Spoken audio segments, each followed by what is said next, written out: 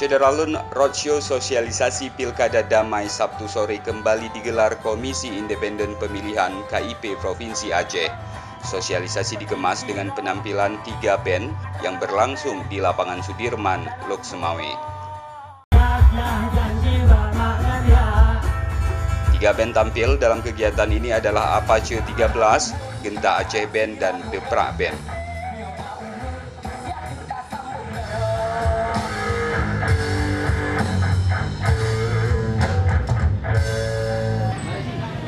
Selain menyerukan pilihan boleh beda Getanyo Mesyedara, ketiga grup musik ini juga menghibur seribuan masyarakat yang hadir.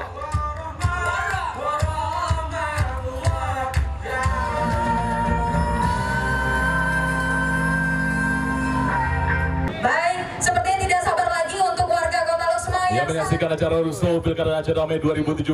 Iya. Pilihan boleh berbeda, tetapi kita bersaudara. Dalam sepekan ini, Syederalun, kegiatan serupa juga akan digelar KIP Provinsi Aceh di beberapa kabupaten kota lainnya, seperti di Langsa pada 6 Februari, kemudian di Biren pada keesokan harinya, Melabuh pada 10 Februari, serta Banda Aceh di 12 Februari. Sosialisasi juga dikemas dengan kegiatan simulasi di kampus-kampus pada kabupaten kota tempat roadshow digelar.